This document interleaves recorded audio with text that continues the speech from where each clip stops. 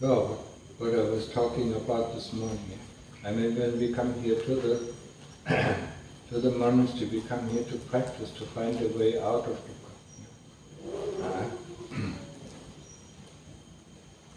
That's our main purpose, in the monastery. I try my best, I mean, to set up the monastery that we have the most little time that we spend on other duties, but we have to do the duties, we have to keep the vat clean, so we have to clean the bathrooms, we have to clean the sala, and we have to clean our kuti every day.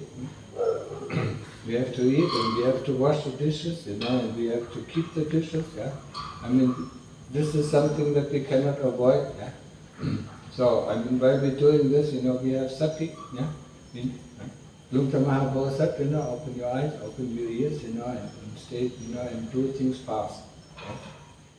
Because if we start to do things slowly, the thoughts are coming in, it creeps in, and then we think about it, we work, and with our thinking, likes and dislikes come and so on. So we do things fast, we do things quietly, and we listen to our heart, or we stay with our Buddha. These things cannot be avoided. I mean, for the Mechis and for the Mechis, have these 8 rules, but also the lay people have these 8 rules. For the Mechis and for the monks, I mean, there are certain things that we cannot do, and we need the lay people, to ask them, to do certain things for us, that we are not allowed to do. For instance, water that, is still water, that is more than 3 days old, I mean, we are not allowed to throw it away. But we are allowed, to ask lay people to throw it away for us, or to cut branches of a tree, or to cut a tree, or to dig in the earth, or to remove this or remove that. We are not allowed to dig in the earth, so I mean that is, so the lay people, who come here, or the lay people from the village are willing, normally from the village are willing to help us in any way where we need assistance, And I expect, that the lay people who come here, assist us in the same way, If you don't want to, then please find another monastery, I mean, I want to make that clear, You're not monks, and you're not Mechis, so I mean... Sorry. Yeah? I don't understand. What? Why do you need to expect? I mean, isn't that... Yes, I know it is. I mean, I normally don't say this. I mean, when you listen to my talks, I normally don't say this. But in some occasions, I need to say. Because there are some people, and it is not the first time. There are some people who think, they are better than monks or have to follow the same rules as monks, but they are not monks. Okay? That is the only reason. Most of the time, I don't need to say it because I mean the lay people here help. I mean. Help with the whole heart, wholeheartedly, and they do a lot of punya, they do a lot of merit in this way, Don't forget it, I mean, if you help the monks, help the monks in any ways that they can't help themselves, I mean, it is a lot of merit that you do. Don't forget that. So let's go back to the practice, I mean, we are come here to practice, to overcome dukkha, And the first noble truth is there is dukkha. We know it. We know the physical dukkha and we know the mental dukkha. We don't like this or we don't like that. We want to be this or we want to be that and don't become it. So I mean that is the mental dukkha. The physical dukkha is hunger. Is sleepiness. Is when we need to go to the toilet. That is all dukkha. When we get up in the morning, we don't want to get up. That is already dukkha. Our whole day, every day, starts with dukkha. But that is physical dukkha. The physical dukkha, even when we are armed, we cannot overcome. But our desires, we can overcome. The tanha that leads to dukkha, that we can overcome. And the fourth noble truth, the path that leads to the end of dukkha is that what we are practicing. Sila. So, for the people who are here, the lay people who are here, there are 8 precepts. For the Mechis also the 8 precepts. For novices, the 10 precepts, and for monks, the 227 precepts. That's what we keep, and then we don't. We don't bother about this anymore, yeah, and then with samadhi. Samadhi is the ability to concentrate on one point. So we can take either the Buddha or we can take the breath, yeah. I mean, observing the breath around the tip of the nose, you know, where the breath comes in, where the breath goes out, knowing that the breath comes in, knowing that the breath goes out, knowing that the breath is long and short, you know, and whatever. Yeah? All the same thing, you know, I mean, this is one point, yeah. When we observe when we do anapanasati, yeah, sati, yeah, means, you know, awareness of the breath coming in and coming out, yeah. Knowing that the breath comes in and coming out, sati. And the other thing is, you know, if we can do, if you think a lot, you know, we use the Buddha, yeah, the mental repetition of the word Buddha. And then we do the same thing, you know, develop the knowingness of the Buddha, you know, is the Buddha at the beginning, is it the middle, is it at the end, is it fast, is it slow, is it detailed, or whatever, yeah? Any aspect of the Buddha, yeah? So we completely absorb ourselves in the Buddha, or we completely absorb ourselves in the in the breath until, you know, until there are no more thoughts and memories coming up. Whenever there are thought or memory coming up, we recognize it and we go back to the breath, or we go back to the Buddha. Yeah? I mean, if it is too difficult to stay on one object, then we can use the Buddha with breathing in and the Buddha with breathing out. Yeah? So we have two objects. Yeah? That helps some people in the beginning of their practice. Yeah? Once our concentration starts to get better, I mean, we just stay on the object that is most familiar to us. Until we reach a state of upachara samadhi, or samadhi where there are no more thoughts and no more memories coming up, yeah? And then we feel safe.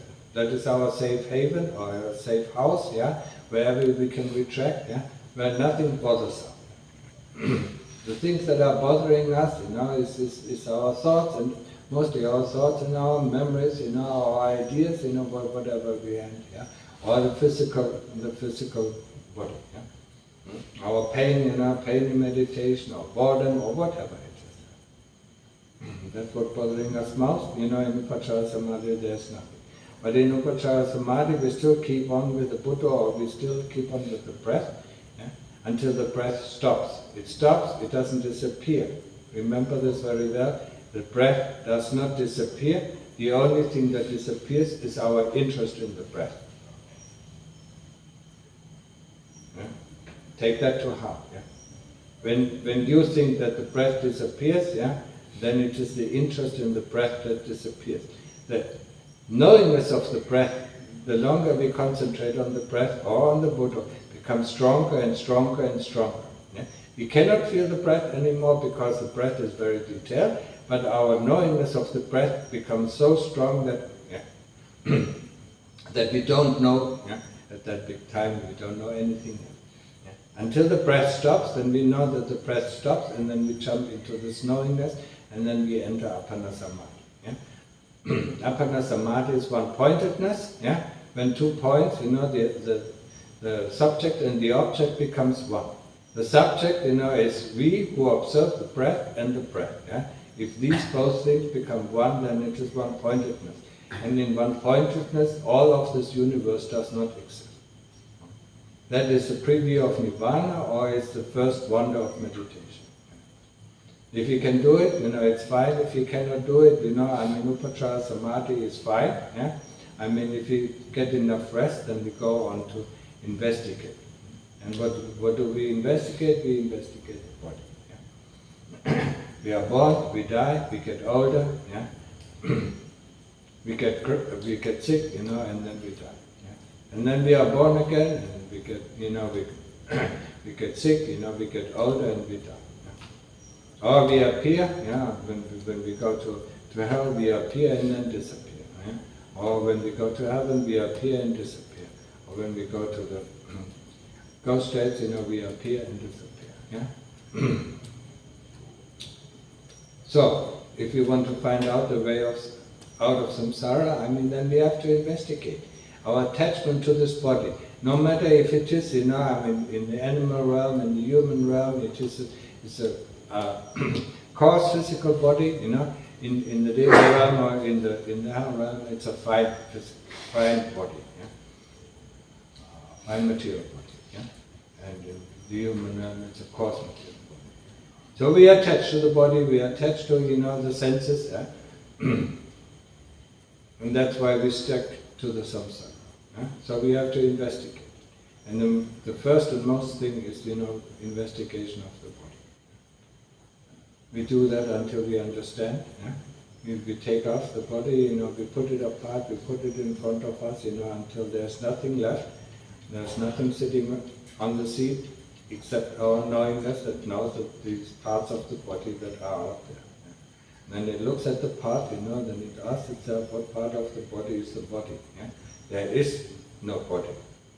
Because you put all the parts of the body out there and they are just parts of the body. Just like the Lord Buddha said, if you take the wagon apart, if you put it into nuts, bolt planks and so on, and wheel, there is no car. They are just parts of the car. And so you do it the same thing with the body until you understand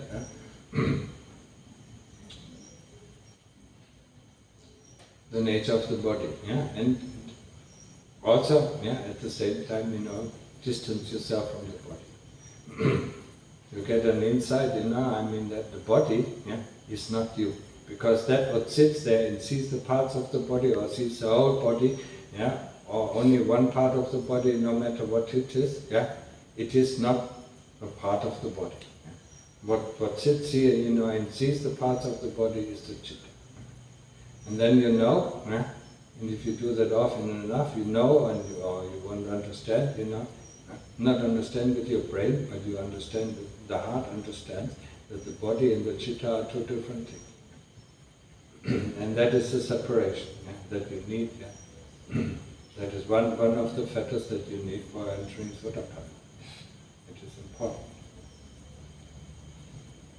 Remember this. So when the mind gets calm and when you easily get into Upachara Samadhi, in this access Samadhi where you can rest, then you can do the work of investigation. Because the work of investigation, you have to focus on one thing. Just like when we focus on the Buddha, we focus on either the part of the body or the whole body or all of the parts of the body. We have to focus on it and our mind cannot get distracted. So if we don't have samadhi, our investigation will not take fruit. This is something that we have to remember. There's another thing, what I was talking last time in the soup session about the three armies that we fight: greed, hatred, and delusion. Don't underestimate delusion. When you think about it, if somebody corrects me if I got it wrong. Avijja pataya sankhara. Avijja is the condition for all the phenomena to arise. The phenomena, sankhara, are the conditions for consciousness to arise. And consciousness is the condition for nama rupa, isn't it? And with nama rupa starts all the problem. Because then tanha comes. Then our desire comes. So if you keep at the level of consciousness, and that is what is actually, more or less sati.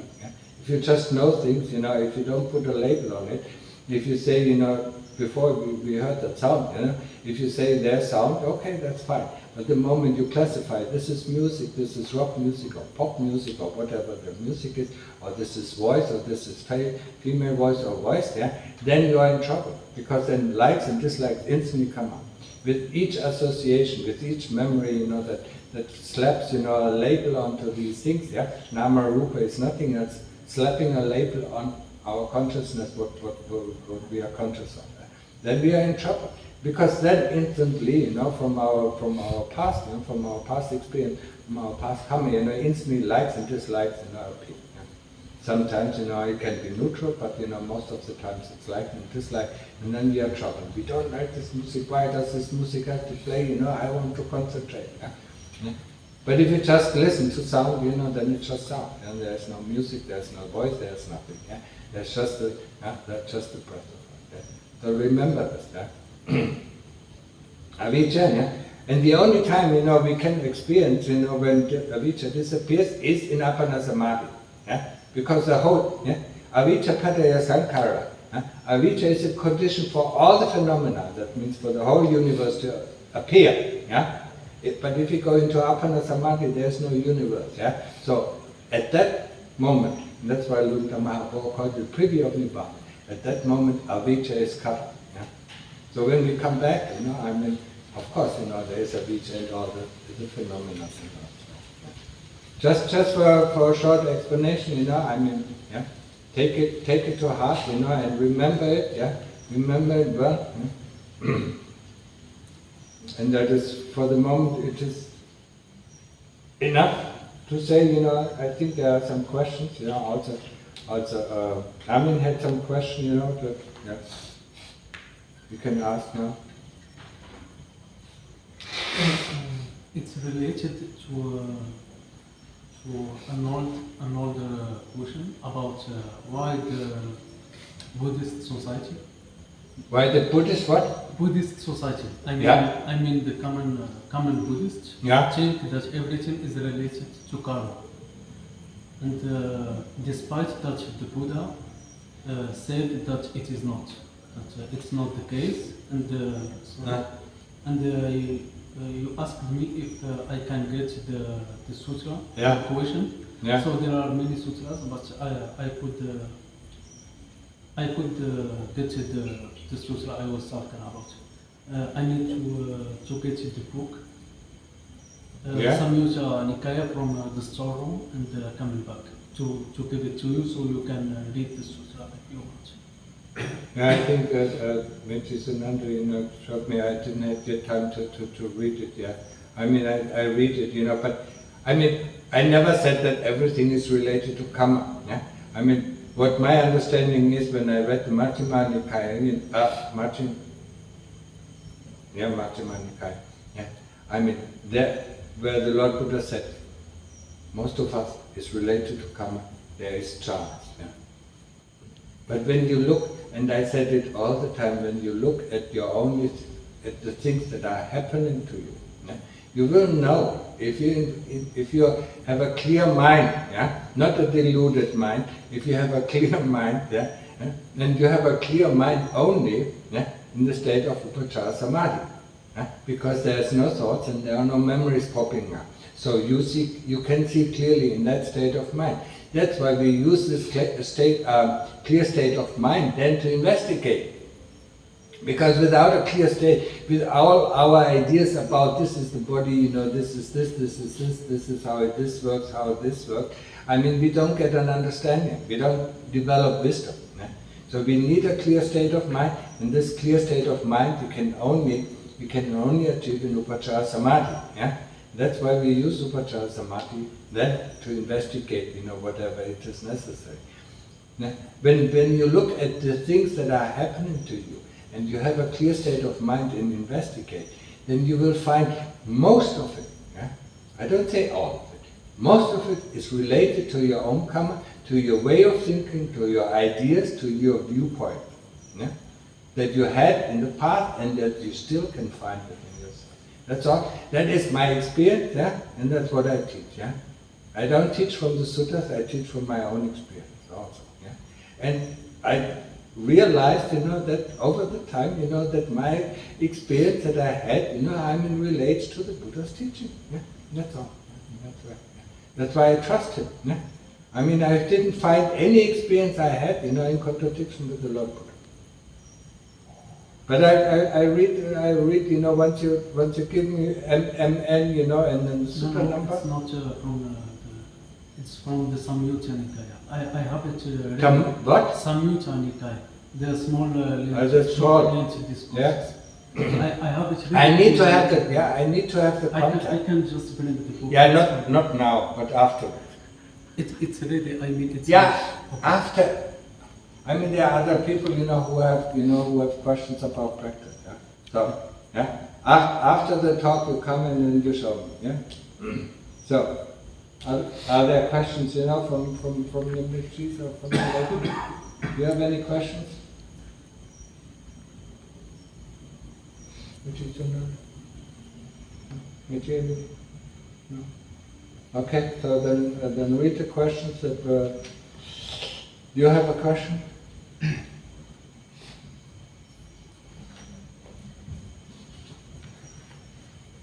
To me, Yeah. Lord Buddha is very clear. Yeah. When he spoke to Ananda, Yeah. Ananda asked, what is karma? Yeah. He says, Ananda, karma is deed, karma is action, Yeah. karma is choice. Yeah. Because Ananda says, why are some people fortunate? Why are some people unfortunate? Yeah. Why are some people ugly? Why are beautiful? Yeah. That's a sutta I know from the He master. says, Ananda, it's volition, it's action, it's deed, it's Yeah. a choice that we make. It's called karma. Yeah. If there is a chance that something happens, Yeah. yes, but you still have to deal with this, so you still have to contemplate, make a plan or whatever, and then you have to take an action. Yeah. So you create karma. Yeah. It's always down to the individual. Yeah. The only way who doesn't make karma is the other, because he has no volition. Yeah. If I break my leg, okay, I still have to make a decision, what am I going to do? And then I have Yeah. to do it. Yeah. It's a choice. And then it's karma. Yeah. If I make the right Yeah, it choice. can be good karma, it can be neutral, but there is also neutral karma. But Buddha, it's all down to you, Ananda, to us. Yeah. It's Okay. Yeah, I mean, I understand it very similar to you, so I mean, there's no problem. So, I mean, read the question. Yeah, okay. Yeah, I mean, if some of the monks have questions, they can also ask, yeah? No, Roshan said he wants to have these the next time very soon, that doesn't make more sense. What? Roshan said we keep these for the next two sessions. Oh, no. I mean, what I wanted to say, he keeps the one that were from the checkbook for the next one. No. I didn't realize that we have a puppy now. The first one is future war and disaster. I'm a Western-related person in my 20s and I live in the New York City area currently. Given the coming war and events, do you think I should get out of the United States for the time being? Yes. Yeah, I mean, clear, yeah? You should get out of Europe, yeah? You should get out of the US, and you probably get out of China as well, yeah? And Russia. Yeah.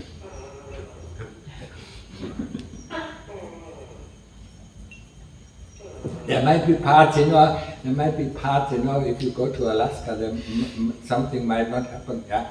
I mean, there might be parts in every country, where there's a safe place, but I don't know, sorry. The best thing is to get out, to go to a country that is very unlikely to participate in the next World War. And the most, the dominant factors is Europe, is Russia, is China, and is US. Yeah. If other people join, like Turkey, I don't know. So, okay, next question. Apart from walking meditation, are forest monks allowed to exercise? Not really. I mean, we can stretch ourselves, we can have a massage, that's it, yeah. But we are not exercising in the way lay people exercise, we're stemming weights or running on a treadmill and things like that. We are not supposed to do that. Why do you smile? Yeah, I know. I know, of course, yeah. We're not even allowed to, as monks, we are not even allowed to swim. Yeah. Because swim is fun. I mean, one time, the Lord Buddha, was it King Bimbisara or some king, and then, they looked out of the window and they saw some of the monks, playing in the water, playing in the water pool, or in whatever it was in the lake, and then playing and swimming and so on, and then he said, no, that's not good. And next. I read Schopenhauer's work and my brain is convinced that the world is like a toilet full of feces, but the heart full of craving and aversion still hankers after world for various objects. What should be the next step to develop this passion for the world development? And this passion, investigate the body. And that's where you get this passion. Open up this shithole, remove the skin and then remove the parts and then you will see. Yeah? I mean, that thing that you love so much, that you care so much, that you spend your whole life, the whole life as a human being to keep alive, it is not worth it. End of answer. While meditating on the breath. Okay, turn off an answer just already. The breath disappears. No, that is not. Okay. Sometimes when my mind becomes concentrated, I feel joy radiating from my heart area. Should I ignore this? No, you cannot ignore it. But you should stay on the Buddha or on the breath. Because then the joy becomes even more stronger. If you go to the joy, it will disappear very quickly. So if you don't ignore it, that is very difficult. How can you not feel the rapture? You feel the rapture, but you still stay with the Buddha or you still stay with the breath, because that is the condition for the rapture to arrive. Okay? Die letzte ist in Deutsch. Ja. War Meister Eckhart ein erleuchteter christlicher Meister? Sind seine Lehren vergleichbar mit den Erkenntnissen von Meistern anderer Traditionen? Ja, sicherlich von den Forstmeistern hier in Thailand. Also wenn du Meister Eckhart liest, also seine Lehren liest und verstehst, dann sind die fast, er benutzt andere Ausdrücke. Wenn du nicht den Buddhismus verstehst, dann wirst du, oder das Christentum verstehst, dann wirst du den christlichen Ausdruck nicht mit einem buddhistischen Ausdruck gleichsetzen können. Aber nach meiner Meinung ist es so ziemlich dasselbe, was die ganzen Forest Kuba Acharns hier in Thailand gepredigt haben. Kein Unterschied. Bis hin zum Letzten, bis hin zum Nirvana. Okay? So, I mean, then that is enough. If you don't have any questions, then we close the session and then you can come. Yeah? I have a question. Yeah? The Buddha said that there is a being that found himself alone, so he thought he is the God. There is a being that found himself alone. An entity that found himself alone. To be a God. So he thought he is the God of everything. The Saint Jesus said in his Gnostic teaching about a God, an entity called Demiurge or Demiurge. If you know about it, it's. I have no. Okay. I just wanted to know if it's the same entity they both talk about. I don't know what. So can you please talk to us about the entity that the Buddha described? Said that it found itself alone and it thought it is the God. I mean, I don't know really what he refers to. I mean, there's a God of creation, I mean, he's pretty much alone. He doesn't have any people around him, so he might have, Maybe, I think he refers to Brahma, who was the first one to appear, and he was like, oh, I'm so lonely, I wish there were other beings here. And then other beings appeared, but it had nothing to do with his wish that other beings would appear, but he thought he created them, and that's why he thought he has made this world, and he's like... okay. Yeah, but that is Hinduism. Yeah. That is, I know about Brahma. Huh? Exactly. It's also in the Pali canon. Exactly. Yeah. I want to know what the Buddhas say about this entity. I have no idea. I don't know. I can't remember. I mean, didn't he go up to the Brahma realm, and shook the palace of this Brahma? Exactly. Yeah. I remember. And then, if I remember correctly, he shook it. He was in front of all his ordinance, I mean, all these other gods, were sitting, below him, and this, all these people, And then the Lord Buddha, and together with, I think, Moggallana, he was also very skilled, I came up to his palace, and they started to shake his palace, and the palace, became, very wobbly, and then Brahma said, please don't do it in front of my people. Let's go to another room, and then the Lord Buddha taught him that he's also, he's also anicca, as a God, you are anicca. Yeah. That's what I remember, but it's not so important. We have here, pretty tough problems, and we don't need to think about gods unless we have been Brahma in our previous life. I asked this question because it can break the bridge between many Christians and Buddhists, because in the Christian Gnosticism or Gnosticism, it teaches that about Brahma is creating the world, Demiurge, they say its name is Demiurge or Demiurge, and it's close to the description that the Buddha said, but people don't know about it. Yeah, let the people believe whatever they believe, as long as a religion, no matter if it's Christianity or if it is Muslim, as long as they teach us to be good people, not to harm people, not to steal, not to lie, not to take intoxicants, and not to indulge in sexual misconduct, this religion is good, But the people who are following this religion are mostly not good because they don't keep the precepts. In Christianity you have these 10 commandments, They left out one of the important things, drugs and alcohol. But anyway, so as long, no matter if it is Hindi, if it is Taoism or whatever, I don't know many things about the Chinese religions.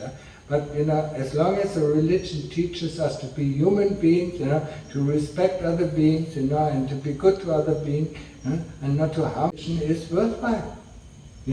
And for a lot of people, this is the religion, they should trust until they come to Buddhism, until they understand, that heaven is not the end stage, or hell is not the end stage. Because in lots of religion, as long as I understand, Christianity and Muslim as well, hell is eternity and heaven is eternity.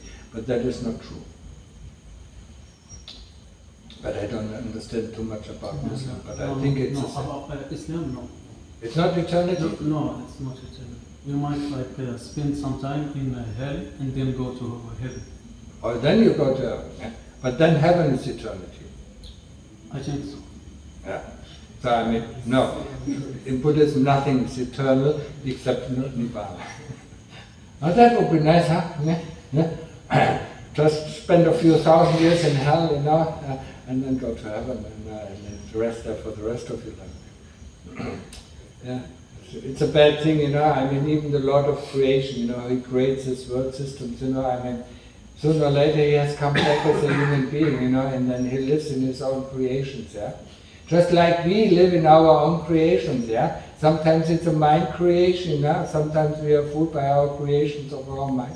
And sometimes it's a creation, like we create, these cars or these rockets and whatever, Or these skyscrapers, We live in our creation and we think of ourselves, wow, how beautiful are we go with airplanes, isn't it amazing, And we are deluded about our own creation. Okay? Let's stop at this, If there are no more questions, then let's go and practice. One question. Hate so strong and virulent, you even hate your own existence, your own consciousness. All the way back to your ancestors.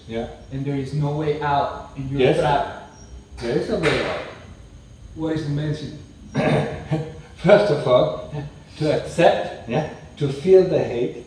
What did the Lord Buddha say about hate? When you see hate coming up, you change, he compared it, you go out of the way. If you can't go out of the way, you look down, you don't look at it. And then pass by. If you can't, what was the last? What was Alex? You know, you are good at the sutta. The last thing you know was you take the hate and you drown it, wasn't it, Alex? You mean how to the four The 4 or 5, yeah, the Sama Vayama? yeah, Well, you can confront it. yeah, You can beat it. yeah. You can contemplate it. You can replace it with metta or mudita. Yeah. That is a different one, yeah, but that is also good, yeah. Now, the moment you see it, it doesn't matter. Hate can be directed towards oneself. Hate can be directed towards other things. Yeah? But before hate comes up, there's something. Yeah? So you look at it, when hate comes up, you feel the feeling of hate, and don't forget that you have your Buddha. Because any kind of thoughts, any kind of memories that can come up will be a fuel for your hate. So they will, this is like putting oil in the fire. Yeah? So you must, yeah, you must be able, you know, to control your mind with the Buddha or with the Anapanasati. Yeah? When hate comes up, you feel it, you accept it, and you go back to the Buddha. Yeah? You don't, yeah, and you have to be very careful that you don't let any other thought, yeah, and any other memory coming up. Yeah? You have to instantly replace it, yeah, until you feel safe again, and then, you know, then you take it back a little bit, and then let it come up again. Yeah? Because we want to understand what is the root of this. Yeah? If we don't accept it, if we hate the hate, you know, I mean, this is not the way out. Yeah? You have to accept it, yeah? And you have to see it, how it arises, yeah? And you have to see what is the seed beneath. Yeah? Okay? So, then now we can stop reading, yeah? Have a nice evening. Yeah. Nice walking.